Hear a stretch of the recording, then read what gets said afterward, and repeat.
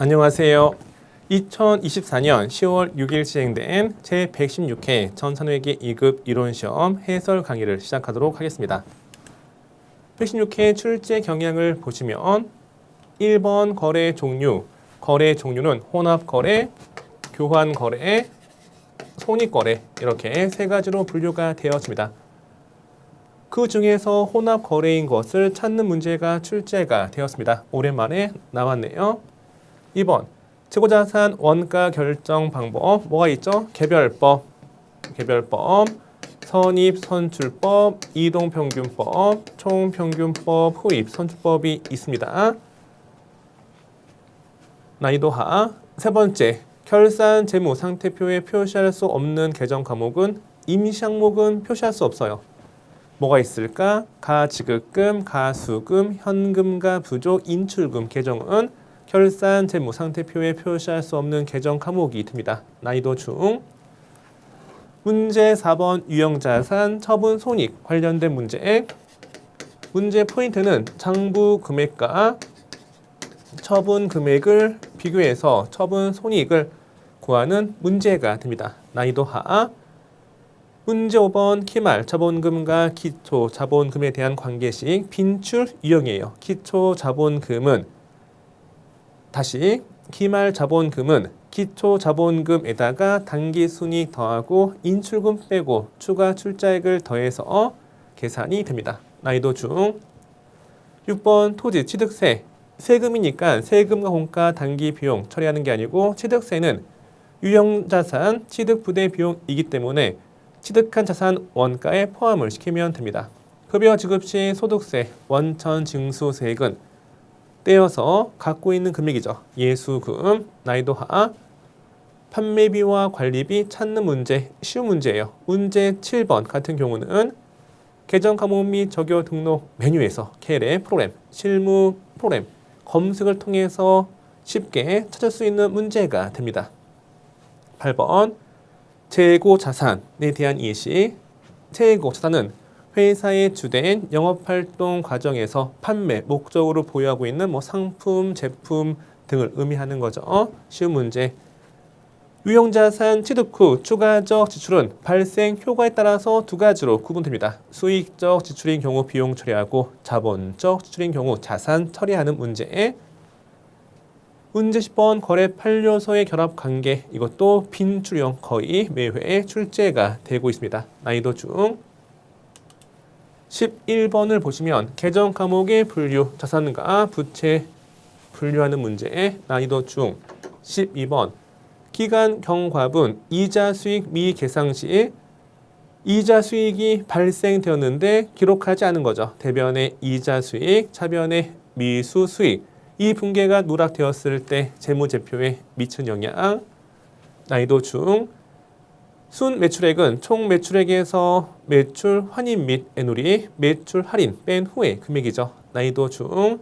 14번 미지급 비용 관련된 문제, 쉬운 문제. 15번 현금 및 현금성 자산인 것은 아닌 것은 고르는 문제. 난이도 중이 됩니다. 문제 1번부터 차근차근 풀도록 하겠습니다. 다음 중 혼합거래에 해당하는 것으로 옳은 것은 혼합거래는 혼합된 거래죠. 손익거래 플러스 교환거래가 혼합된 게 혼합거래고요. 여기에서 손익거래는 차변과 대변 중에 수익 또는 비용이 있는 거래, 교환거래는 차변과 대변 모두 재무상태표 구성 요소인 자산, 부채, 자본의 증감으로만 이루어진 거래가 됩니다. 즉, 손익계산서 구성 요소와 재무상태표 요소가 혼합된 게 뭐다? 그렇죠. 혼합거래가 되어지는 거죠. 1번 임대차 계약을 맺고 당월분 임대료 50만 원 현금 받다. 차변에 돈 받은 게 50만 원. 임대하여 번 돈 임대료 50만 원. 돈 들어왔으면 자산 증가, 임대하여 번 돈 수익 발생이죠. 수익 발생. 대변에 수익만 있는 거래이기 때문에 무슨 거래? 그렇죠. 여기는 손익거래가 됩니다. 혼합거래는 차변과 대변 중에 손익계산서 항목과 재무상태표 항목이 동시에 있는 거래를 의미하는 거예요. 이렇게 대변의 수익만 있는 거래는 뭐다? 손익거래가 됩니다. 2번 단기 대여금 회수 금액 30만 원과 그 이자 3천 원 현금으로 받다. 현금 들어온 게 원금 30만 원, 이자 3천 원, 30만 3천 원. 대변에 단기 대여금 회수했으면 자산 감소. 대변에 단기 대여금 30만 원. 대여금에 대한 이자 받으면 이자 받아서 번 돈, 이자 수익이 됩니다. 3천 원. 차변에 자산 증가. 대변에 자산 감소. 대변에 수익 발생이죠. 대변을 보시면 대변에 재무상태표 구성 요소와 손익계산서 구성 요소가 혼합이 되어 있죠. 혼합이 되어 있으니까 2번이 뭐다? 혼합거래가 되어집니다. 따라서 답은 2번. 보기 3번을 이어서 보시면 단기 차입금에 대한 이자 8만 원 현금으로 지급하다. 대변에 현금 8만 원. 차입금에 대한 이자가 발생되었으니까 이자 비용이 되겠죠. 이자 비용 8만 원.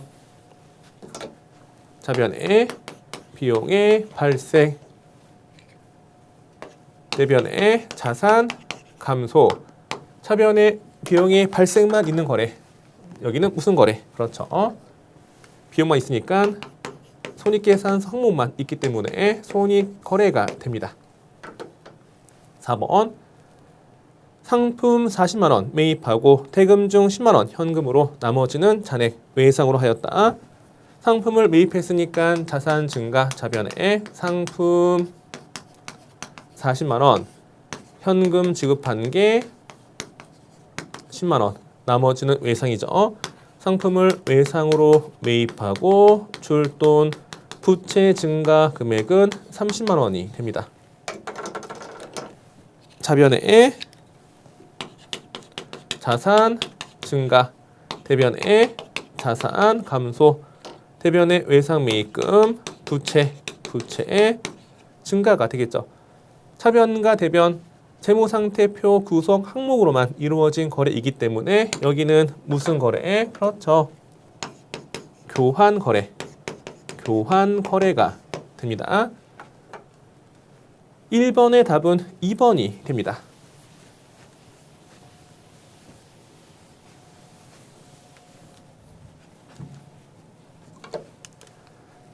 2번 다음 중 재고자산 원가 결정하는 방법에 해당하는 것은 재고자산 단가 결정하는 방법은 뭐가 있다고요? 개별법, 선입, 선출법, 이동, 평균법, 총, 평균법,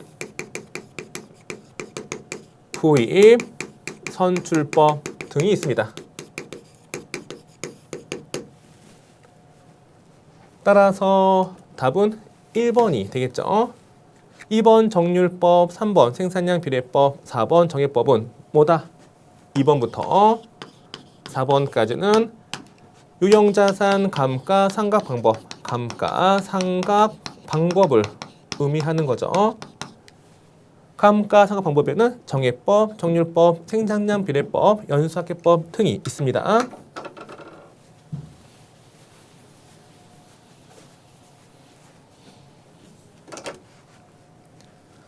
문제 3번을 보겠습니다. 다음 중 결산 재무 상태표에 표시할 수 없는 계정 과목은 인출금은 임시 항목이기 때문에 기말 재무 상태표에 표시할 수가 없습니다.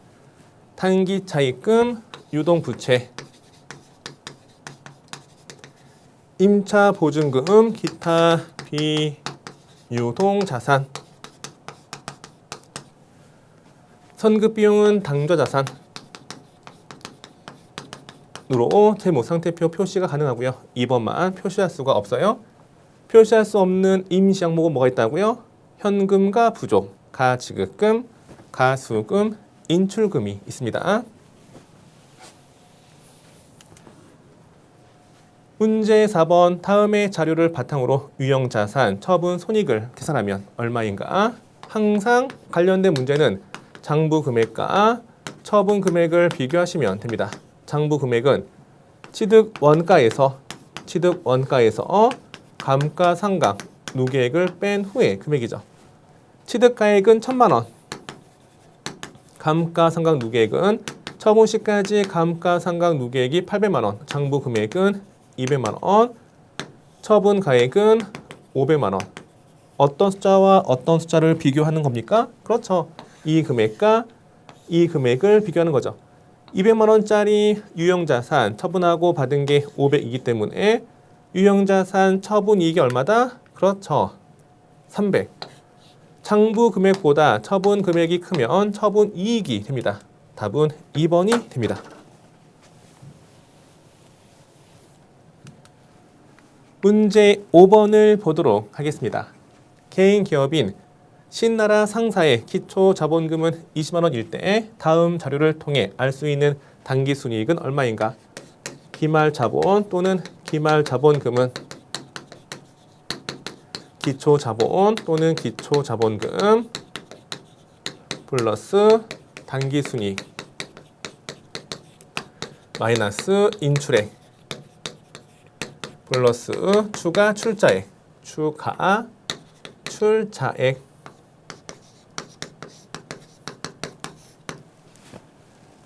빈칸 채우기 하겠습니다. 기초 자본금이 20만 원 여기죠.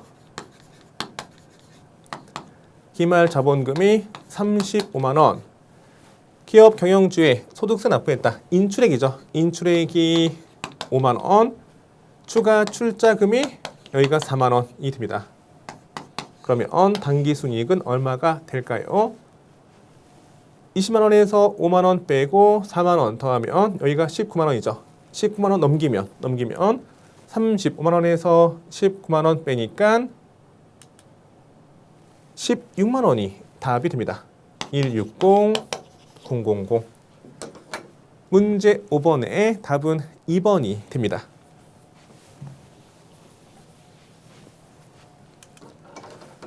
문제 6번 다음 본옥 물산의 거래 내역을 설명하는 계정 과목으로 가장 바르게 짝지어진 것은 박스 안에 양괄호 가를 보시면 공장 부지로 사용하기 위한 토지 구입 시 발생한 취득세, 세금과 공가 아니에요? 보유 기간 중 토지에 대한 재산세는 세금과 공가 단기 비용 처리하지만 구입 시 발생한 취득세는 취득 부대 비용이니까 토지 원가의 가산이 되어집니다. 여긴 토지고요. 양괄호나 본옥 물산 직원 급여 지급 시 발생한 소득세, 원천 징수액, 직원이 내야 할 세금을 회사가 급여 지급하면서 떼어서 갖고 있다가 나중에 줄 돈 뭐다? 그렇죠. 유동부채인 예수금이 됩니다. 예수금. 따라서 6번의 답은 2번이 되겠습니다. 7번 다음 중 판매비와 관리비에 해당하지 않는 것은 문제 7번은 K랩 실무 프로그램 중에서 계정 과목 및 적용 등록 메뉴에서 검색을 통해서 확인하시면 돼요. 검색하면 이자 비용은 영업외 비용, 차량 유지비, 판관비, 판매비와 관리비, 통신비, 판관비, 기업 업무 추진비, 판관비, 판관비와 영업외 비용 구분하는 문제가 자주 출제가 되고 있습니다. 대표적인 영업외 비용 뭐가 있다? 이자 비용, 기부금, 단기 매매증권, 평가, 손실, 단기 매매증권, 처분, 손실, 기타의 대손상각비 등이 있죠. 문제 7번의 답은 1번이 됩니다. 문제 8번 다음 중 정상적인 영업 과정에서 판매를 목적으로 보유하고 있는 재고자산에 대한 예시로 옳은 것은 정말 쉬운 문제죠. 제품과 상품. 답은 3번이 됩니다. 홍보 목적의 전단지는 광고, 선전비, 판관비. 접대 목적 선물 세트 기업 업무 추진비. 기업 업무 추진비, 판관비. 기부 목적의 쌀은 기부금이죠. 기부금, 영업 외에 비용. 8번의 답은 3번이 됩니다. 문제 8번도 실무 프로그램 중에 계정 과목 및 적용 등록 메뉴 통해서 확인하시면 3번이 재고 차선으로 분류가 되어 있습니다. 문제 9번을 보겠습니다. 다음은 자본적 지출과 수익적 지출의 예시이다. 각 빈칸에 들어갈 말로 바르게 짝지어진 것은 유형자산 취득 후 추가적인 지출은 발생 효과에 따라서 둘로 구분이 되어지는 거죠. 유형자산, 추가적 지출. 첫 번째는 자본적 지출. 자본적 지출은 지출 효과로 인해서 해당 유형자산 가치가 상승하는 거죠. 예상 사용 기간이 증가합니다. 수익적 지출은 발생 효과가 현상 유지, 능률 회복을 의미합니다. 자본적 지출은 지출 규모가 좀 크고요. 여기는 소액의 손비 등을 의미하는 겁니다. 자본적 지출액이 발생되었을 때 취득 원가에 가산합니다. 수익적 지출이 발생되었을 때 단기 비용 처리하시면 되겠죠. 박스 안에 보시면 태풍에 파손된 유리 창문을 교체한 것은 현상 유지에 불과하죠. 유리창 교체비는 수익적 지출 단기 비용 처리하시면 됩니다. 건물 유리창 교체비는 뭐다? 그렇죠. 수선비가 되겠죠. 자동차 엔진오일 교체는 뭐다? 여기도 마찬가지 현상 유지와 관련된 지출이기 때문에 수익적 지출이 됩니다. 따라서 9번의 답은 4번이 됩니다.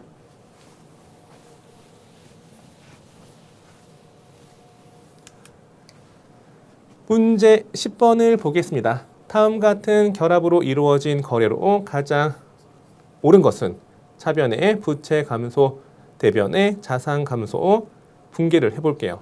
1번 외상매입금 400만 원을 보통예금 계좌에서 지급하다. 외상매입금 갚았으니까 부채 감소, 차변의 외상매입금 400만 원, 대변의 보통예금이 400만 원이 됩니다. 외상매입금 갚았죠? 부채 감소, 돈 나갔으면 대변의 자산 감소. 따라서 답은 1번이 됩니다. 보기 2번 두 번째 지문. 사무실에 전기요금 30만 원 현금으로 지급하다. 전기요금은 수도 강열비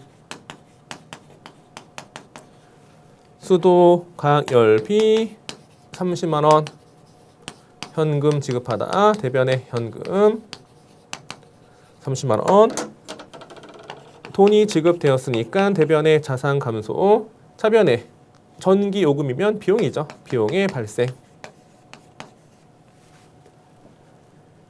세 번째, 거래처 대표 자녀 결혼으로 10만 원 화환 보낸다. 접대한 거니까 접대한 건 차변의 기업 업무 추진비, 기업 업무 추진비 10만 원. 현금 지급되었다 또는 보통예금에서 이체했다 라는 말이 없어요. 대변은 알 수가 없네요. 현금 등 또는 뭐 외상으로 했으면 미지급금 부채가 증가할 수 있는데 여기 몰라요. 여기는 모르고 차변의 비용 발생이 됩니다.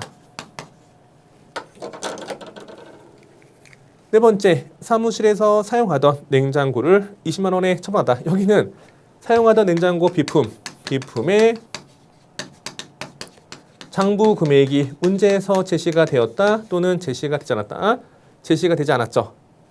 즉 대변의 비품 취득원가, 차변에 비품 관련된 처분 시점까지의 감가상각누계, 여기에서 이걸 뺀 후에 금액이 장부 금액인데 이걸 몰라요. 처분하고 받은 돈, 만약에 뭐 현금 받았다 그러면 현금이 20이겠죠. 처분 금액과 장부 금액을 비교해서 처분 손익을 인식해야 되는데 여기는 처분 이익인지 또는 처분 손실인지 알 수 있다 없다? 알 수 없어요. 문제에서 자료가 부족하기 때문에 분개를 못하는 거죠.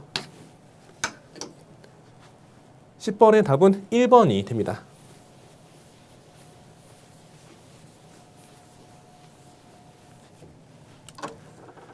11번 다음 중 계정 과목의 분류가 다른 것은 11번도 계정 과목 및 저기요 등록 메뉴에서 검색하시면 됩니다.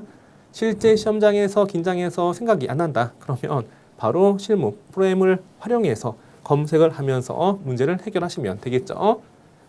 예수금은 우리 회사가 급여 지급할 때 종업원이 내야 할 소득세, 국민연금 등을 떼어서 갖고 있는 금액을 의미하죠. 예수금, 유동부채, 미지급 비용, 기말 현재 비용이 발생되었는데 지급하지 않은 금액, 지급 일자가 기말 현재 미도래에서 지급하지 않은 금액, 기말 현재 곧 줄 돈, 유동부채로 분류가 되어집니다. 선급비용은 차기 발생할 비용에 대해서 기말 현재 먼저 지급한 거죠. 만약에 관련된 예를 들어볼게요. 보험에 가입했는데 보험 기간이 2024년 10월 1일부터 2025년 9월 말일까지예요. 1년분 보험료 지급한 게 12만 원이라 할게요. 보험료 1년치 지급하면서 차변에 손익계산서 비용 처리했죠. 보험료 기말에 2024년 12월 31일 기말에 재무상태표와 손익계산서 작성하는 겁니다. 기말 현재 보니까 손익계산서에 보험료가 1년치가 잡혀 있는 거예요. 현금 주유에 따라서 비용 인식하는 거 아니죠? 수익 창출된 것만큼만 손익계산서 비용 인식하는 겁니다. 그러면 1년 중에 2024년도 기간 경과한 것만 보험 혜택을 누리면서 수익이 창출되었으니까 1년치가 손익계산서 보험료 다 비용 잡히는 게 아니고 몇 개월치? 그렇죠.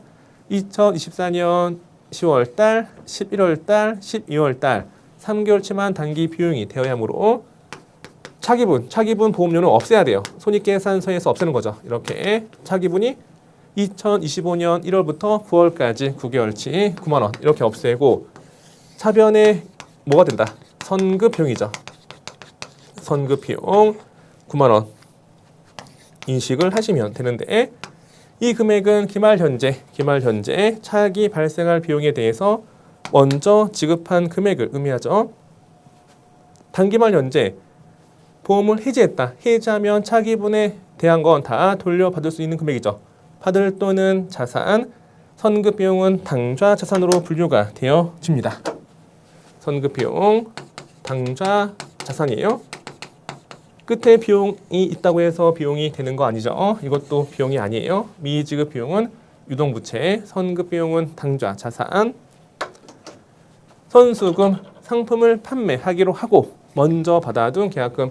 먼저 받아둔 금액은 실제 판매가 되기 전에 상대방에게 줄 수 있는 금액이에요. 판매자가 먼저 받아둔 계약금인데 판매 전에 판매자인 내가 실수하여 계약이 취소가 되었다. 그러면 먼저 받아둔 금액은 다시 돌려줘야 돼. 그쵸? 먼저 받은 계약금은 판매가 이루어지기 전에 줄 수 있는 금액이니까 뭐다? 그렇죠. 유동부채로 분류가 됩니다. 선수가 들어가 있는 건 부채고요. 선급이 들어가 있는 건 자산이다 라고 이해하시면 돼요. 선급금, 구매자가 먼저 지급한 계약금도 선급금, 당조자산, 선급비용도 당조자산. 선수 수익, 선수금 뭐다? 그렇죠. 유동부채로 분류가 되어지는 거죠. 정말 시험에 자주 출제가 되기 때문에 강조 말씀을 드리고 있습니다. 따라서 답은 3번이 됩니다.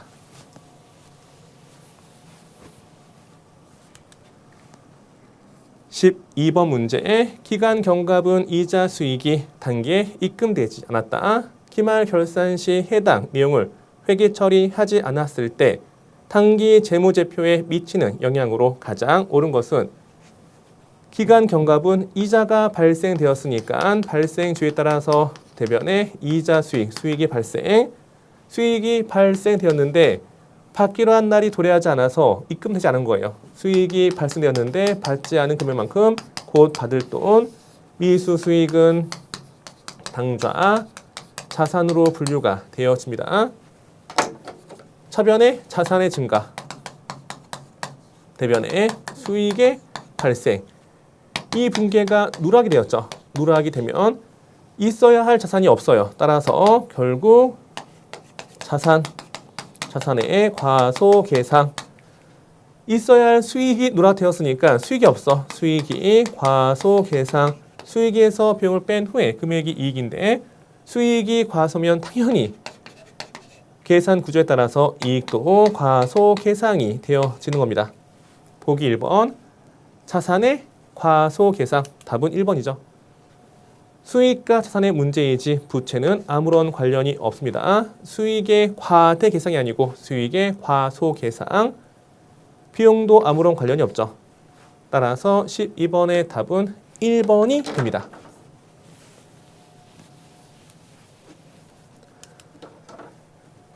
13번.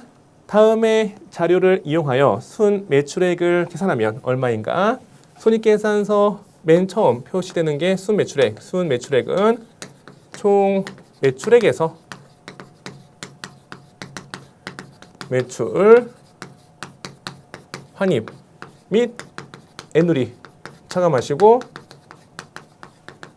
매출, 할인을 차감하시면 됩니다.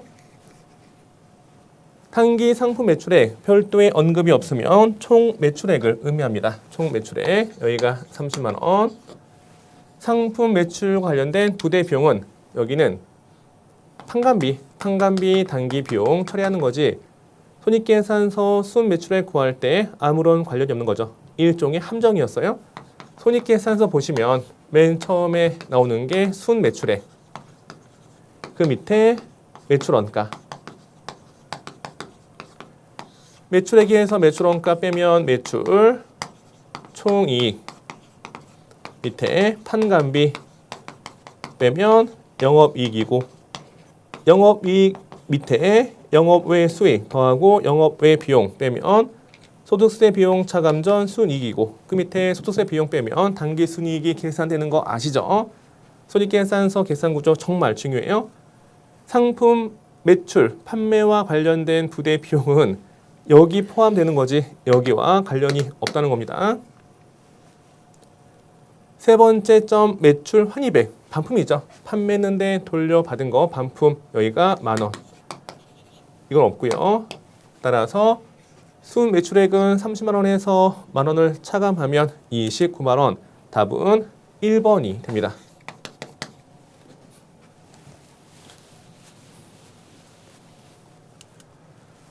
14번 문제 보도록 하겠습니다. 다음에 내용이 설명하는 계정 과목으로 올바른 것은 기간이 경과되어 보험료, 이자, 임차료 등 비용이 발생되었으나 약정된 지급일 되지 않아 지급하지 아니한 금액에 사용하는 계정 과목이다. 기말 현재 비용이 발생되었는데 지급하기로 한 날 약정에 따라서 계약에 의해서 지급하기로 한 날이 도래하지 않아서 아직 지급하지 않은 금액 뭐죠? 그렇죠. 미지급 비용이 됩니다. 따라서 답은 3번이고요. 1번 가지급금. 돈을 지급했는데 회사가 종업원에게 출장을 명령하고 종업원에게 출장 경비를 먼저 지급했는데 먼저 지급된 금액이 앞으로 어떻게 쓰일지 알 수 없을 때 임시계정이 가지급금.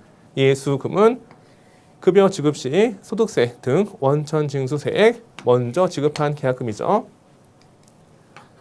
14번의 답은 3번이 됩니다.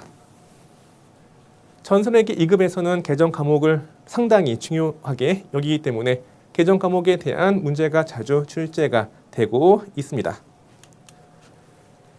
15번 문제. 다음의 자료를 바탕으로 현금 및 현금성 자산의 금액을 계산하면 얼마인가? 현금 및 현금성 자산은 외부 정보 이용자에게 공시할 때 사용되는 외부 공시용 계정 과목이죠. 먼저 첫 번째 현금. 현금은 다시 두 가지. 지폐와 동전, 통화, 자기야수표 등 통화 대용 증권. 통화 대용 증권 안에 뭐가 있다? 자기야수표, 타인 발행수표, 만기가 도래한 국공채 사채 이자표, 또 우편한 증서 등이 여기 있습니다. 국세 환급 통지서도 여기 있고요. 두 번째, 사용 제한이 없는 요구불예금. 사용 제한이 없어야 돼요. 요구불예금. 요구불예금은 뭐가 있다? 그렇죠. 보통예금,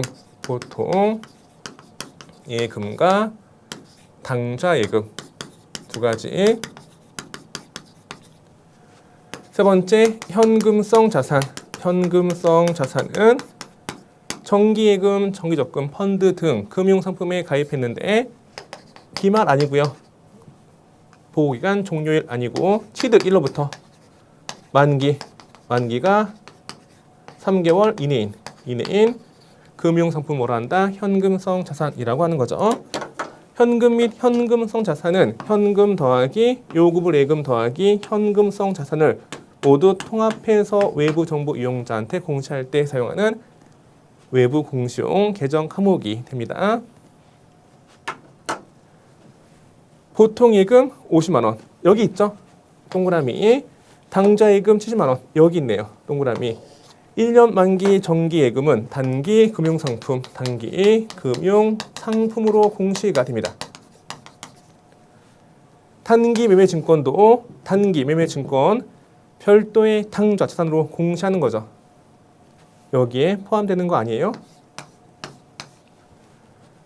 현금 및 현금성 자산 금액을 계산하면 얼마다? 보통예금 50만 원 더하기 당좌예금 70만 원. 답은 120만 원 1번이 됩니다.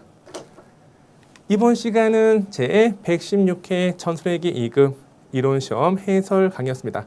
시험 보신 분 수고 많이 하셨고 또 시험을 대비하시는 분 잘 준비하셔서 고득점 합격을 기원합니다. 감사합니다.